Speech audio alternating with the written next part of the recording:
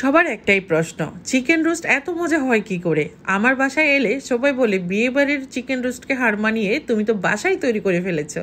আর যেদিন chicken roast তৈরি করি সেদিন কিন্তু অন্য মাংস তরকারি সবই থেকে যায়, কারণ আমার চিকেন রোস্টটা একটু বেশি মজা হয়। আজকের রেসিপি আপনাদের জন্য। আসছে ঈদে আপনারা কিন্তু এভাবে করে চিকেন রোস্টটা তৈরি করে নেবেন। ঈদ মাত্র কয়েকদিন বাকি আছে, এখন থেকেই তো ঈদের রেসিপিগুলো আমরা বাসায় করে করে ট্রাই করব কিভাবে একটু বেশি স্পেশাল করা যায়, তাই না? চিকেন রোস্টের জন্য আমি এখানে চিকেনের 3টা চিকেন নিয়েছি, আর একটা চিকেনকে আমি 4 পিস করে নিয়েছি, একটু বড় বড় করে কেটেছি যেহেতু রোস্টটা রান্না করব। লবণ মাখিয়ে রেখে দিলাম, ভেতরের পানিটা বের হয়ে যাবে।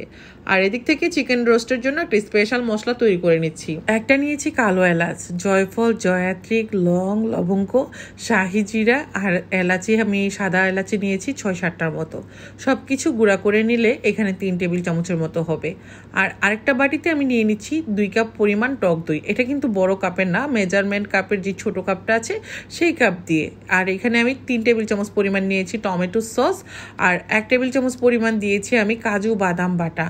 আর এখানে আমি স্বাদ মতো দিয়েছি লবণ, মরিচের গুঁড়া 1 টেবিল চামচ পরিমাণ, পেঁয়াজের বেরেস্তা 1 কাপ পরিমাণ, আদা রসুন পেস্ট এখানে 2 টেবিল চামচ করে দিয়েছি, আর টালা জিরার গুঁড়া দিলাম 1 টেবিল চামচ পরিমাণ।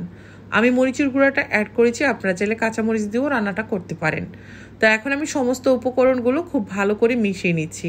মরিচের গুঁড়াটা দিলাম কেন? টেস্টটা ভালো আসবে এবং কালারটাও সুন্দর আসবে, সেই জন্যই মরিচের গুঁড়া দিয়েছি। অনেকেই কাঁচামরিচ দিয়ে রান্না করতে পছন্দ করে। তো এইখানে আমি দিয়ে দিলাম প্রায় হাফ কাপের মতো রান্নার তেল আর 3 টেবিল চামচ পরিমাণ ঘি। এখন আমি ঘি আর তেলের মধ্যে দিয়ে দিচ্ছি চিকেনের পিসগুলো। আর এর মধ্যে চিকেনের পিস থেকে পানি বেরিয়ে হয়েছিল, আমি এগুলোকে ভালো করে একটা কিচেন টাওয়াল দিয়ে মুছে নিয়েছি যাতে কোনো পানি না থাকে। আজকে যেই কড়াইটাতে রান্না করতেছি এটাতে রান্না করতে যে কি মজা লাগছে, একদম স্টিলের খুন্তি দিয়ে এক সুন্দর করে রান্না করা যাচ্ছে। এটা কিন্তু হানিকম একটা কড়াই, এটাতে স্টিলের খুন্তি দিয়ে নাড়াচাড়া করা যায়। এটা নন স্টিকের কড়াই, কিন্তু জার্মানিরা যে কি বানাইছে রে ভাই, এত সুন্দর কড়াই, মানে রান্না করতে গেলেই আমার মনটা ভালো হয়ে যাচ্ছে আজকে, খুবই সুন্দর। আমি 3টা মুরগির রোস্ট করে নেওয়ার জন্য এখানে প্রায় 2 কাপের মতো পেঁয়াজ কুচি আমি এটাকে মানে ব্রাউন কালার করে ভেজে নিয়েছি। আর যে মশলাটা রেডি করে রেখেছিলাম সেটা এখন দিয়ে দিলাম এই পেঁয়াজের মধ্যে। এখন মশলাটা খুব ভালো করে ভুনে নিতে হবে। আপনারা হয়তো লক্ষ্য করেছেন আমি কিন্তু স্টিলের খুন্তি দিয়ে এই নন স্টিকের কড়াইয়ের মধ্যে রান্না করতেছি। এটা স্টিলের মানে খুন্তি দিয়ে নাড়াচাড়া করলেও কিন্তু এই নন স্টিকটা নষ্ট হবে না। এটা অনেক হেভি একটা কড়াই, আর খুবই মানে কি বলবো, এটাতে পোলাও, মাংস, বিরিয়ানি যেটাই রান্না করেন লেগে যাবে না। এটা কিন্তু নন স্টিক কড়াই, অনেক হেভি। আশা করছি আপনাদের কাছে যদি এই কড়াইটা ভালো লাগে আপনারা কিন্তু নিতে পারবেন। আমি কিন্তু লাস্টের দিকে ফোন নাম্বারটা দিয়ে দিব। এখানে আমি দুধ দিয়ে দিলাম প্রায় হাফ কেজির মতো, আর এই দুধটা দিয়েই রান্নাটা কমপ্লিট করব। এটা যেহেতু দেশি চিকেন, রান্না করতে খুব বেশি একটা সময় লাগবে না। এই রান্নাটা করতে আমার সময় লেগেছে 40 মিনিটের মতো। এখন দিয়ে দিলাম কিছু আলু বখরা, 1 টেবিল চামচ পরিমাণ চিনি, আর এখানে দিয়ে দিচ্ছি 1 মুঠো পরিমাণ কিশমিশ। আর কিশমিশটা দিলে টেস্টটা অনেক ভালো আসে। এখানে দিয়ে দিলাম 1 মুঠো পরিমাণ পেঁয়াজের বেরেস্তা। এখন দিয়ে দিচ্ছি যেটা আমার হাতে তৈরি করা দানাদার ঘি। দেখুন কত সুগন্ধি এই ঘি, যারা নিচ্ছেন তারা তো টেরই পাচ্ছেন, যারা এখনও নেননি নিয়ে নেবেন। আমি যে ফোন নাম্বারটা দিয়ে রাখবো স্ক্রিনের উপর, সেই ফোন নাম্বারে ফোন করলে নিতে পারবেন। এখানে সামান্য পরিমাণ কেওড়া জল অ্যাড করে দিলাম। আর এই কেওড়া জলটা কিন্তু খুবই স্ট্রং থাকে, এর ফ্লেভারটা খুব বেশি দিবেন না, তাহলে এত বেশি ফ্লেভার ঠিক হয়ে যাবে যে খেতে ভালো লাগবে না। খুবই সামান্য, এই 2-3 ফোঁটার মতো। তা এখন কিন্তু আমার চিকেন রোস্ট হয়ে গেছে। পুরো বাড়ি জুড়ে এত সুন্দর মিষ্টি একটা অ্যারোমা, মানে এখনই পোলাওয়ের সঙ্গে এই রোস্ট হলে আর কিছুই লাগবে না। আজকে আমি যে কড়াইতে রান্না করেছি তো এই কড়াইটা একটু দেখিয়ে দিচ্ছি। এটা কিন্তু সারা জীবন স্মৃতি হয়ে থাকবে, অনেক হেভি স্টিল, একদম মানে কি ধরনের স্টিল দিয়ে যে তৈরি করছে, একদম পিছনে কিন্তু খোদাই করে লেখা আছে জার্মানি হান্ডি কড়াই। এটা নন স্টিকের একটা কড়াই, এটাতে পোলাও, মাংস, বিরিয়ানি সবই রান্না করতে পারবেন ঢাকনা সহ। এটা হলো 32 সেন্টিমিটার আর 36 সেন্টিমিটার দুইটাই আছে। তো যার লাগবে তারা স্ক্রিনের উপর যে ফোন নাম্বারটা দেওয়া আছে সেখানে ফোন করে কিন্তু আপনারা ঘি এবং এই জার্মানি হান্ডি কড়াইটা হানিকমের অর্ডার করে নেবেন। রেডি হয়ে গেল খুবই মজাদার লোভনীয় চিকেন রোস্ট। কার কাছে কেমন লেগেছে? ঈদের ঘন্টা যেন সবার দরজায় কড়া নাড়ছে। ঈদ মানেই কিন্তু নতুন জামা কাপড়, সেই সঙ্গে সেমাই খাওয়া। তো আজকে কিন্তু একদম সহজ সরল ট্রেডিশনাল একটি রেসিপি শেয়ার করব, দুধ সেমাই। দুধ সেমাই রান্না করা অনেক সহজ। অনেক আপুরা এখন ভাববে যে এটা আবার দেখানোর কি আছে, তবে যারা নতুন রাঁধুনি তাদেরও কিন্তু এই রেসিপি থেকে অনেক কিছু শেখার আছে।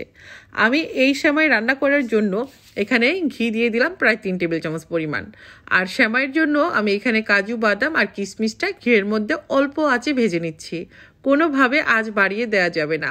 কিশমিশটা যখন ফুলে উঠবে ফুটবলের মতো, তখন কিন্তু ঘিয়ের উপর থেকে কিশমিশটাকে তুলে নিতে হবে। এটা হলো দুধে ভেজানো লাচ্ছা সেমাই রেসিপি। আশা করছি বরাবরের মতো আজকের রেসিপি থেকেও অনেক টিপস পেয়ে যাবেন। তবে যারা নতুন রাঁধুনি তাদের জন্য এই রেসিপিটা অনেক বেশি কাজে দেবে। আর অনেক আপুরা আছে অনেক ভালো রান্না করে, তবে ভালোবেসে আমার ভিডিওগুলো দেখে। এখানে আমি 1.5 লিটার দুধ দিলাম, আর 1.5 লিটার দুধকে একটু জাল করে নিচ্ছি। সেই সঙ্গে হাফ কাপ পরিমাণ গুঁড়া দুধ অ্যাড করে দিয়েছি।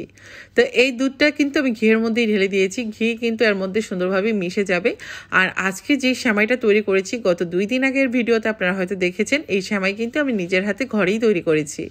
এখানে আমি ফ্রেশ কোরানো নারকেল দিয়ে দিলাম, সেই সঙ্গে কনডেন্স মিল্ক দিয়ে দিলাম হাফ কৌটা। তাই চিনির পরিমাণটা কম দিলাম। চিনিটা যে যতটা মিষ্টি খেতে পছন্দ করেন ওই অনুপাতে অ্যাড করে দিবেন। দুধের সঙ্গে সব উপকরণগুলো ভালো করে নেড়ে চেড়ে আবারও জাল করে নিচ্ছি। 1.5 লিটার দুধ জাল করে নিচ্ছি, একটু কমিয়ে নেব, এতে করে দুধটা কিন্তু সুন্দর ঘন হবে আর সেমাইটা খেতে বেশ টেস্টি হবে। আজকে আমি 200 গ্রাম লাচ্ছা সেমাই রান্না করব, তাও আমার নিজের হাতে লাচ্ছা সেমাই। ঘিয়ে ভাজা মুচমুচে লাচ্ছা সেমাই রেসিপিটা এর মধ্যে অনেকে কিন্তু দেখে ফেলেছেন, আর না দেখে থাকলে আপনারা দেখে নেবেন। এটা আমার নিজের হাতে তৈরি করা ঘিয়ে ভাজা মুচমুচে লাচ্ছা সেমাই। আপনারা দোকান থেকে বা কারখানা থেকে যে সেমাইগুলো কিনে আনেন সেগুলো কতটা স্বাস্থ্যকর সেটা জানার কিন্তু আমরা এখন আর কারোর বাকি নেই, সবাই আমরা মোটামুটি জানি। তবে আজকে যেই সেমাইটা আপনাদেরকে দেখাচ্ছি এটা আমার নিজের হাতে তৈরি করা। যখন আপনারা পাবেন এরকম একটা অ্যালুমিনিয়াম ফয়েল প্যাকে পাবেন, কারণ এর মধ্যে যখন এই সেমাইটা থাকে এর স্বাদ এবং ঘিয়ের ফ্লেভারটা অটুট থাকে। কতটা ক্রিস্পি, আমি তো এটা খালি খালি খেয়ে ফেলি, এত বেশি সুস্বাদু, হাতে পেলেই বুঝতে পারবেন। যদি কারো এই ঘিয়ে ভাজা লাচ্ছা সেমাইটা লাগে তাহলে আর দেরি না করে এখনই স্ক্রিনের উপর ফোন নাম্বারে অর্ডার করে দিবেন। এটা কিন্তু একদম ঘিয়ে ভাজা লাচ্ছা সেমাই, ঘরোয়া উপায়ে নিজের ঘরে তৈরি আমার। তো আশা করছি আজকের রেসিপিটা আপনাদের ভালো লাগবে। আমি 200 গ্রাম সেমাই একটা বাটিতে নিয়ে নিলাম। আর দেখুন কতটা কুড়মুড়ে একদম কড়া জালে ভাজা ঘিয়ের যে একটা সুন্দর অ্যারোমা আমার পুরো কিচেন জুড়ে বইছে। যখন আপনি রান্না করবেন তখন আপনিও টের পাবেন। আমি কাজু বাদাম আর কিশমিশ যেটা ভেজে নিয়েছিলাম সেটা কিন্তু দিয়ে দিলাম। আর এখন ঘিয়ের উপর দিয়ে দিচ্ছি 3-4টা এলাচি, আমি একটু থেতো করে নিয়েছি। তো এলাচিগুলো যখন আপনি দুধের মধ্যে দিবেন খুব সুন্দর একটা অ্যারোমা ছড়াবে এলাচির। তো এলাচির যে খোসাগুলো সেগুলো আমি তুলে তুলে ফেলে দিচ্ছি। দুধ জাল করে আমি ঘন করে নিয়েছি।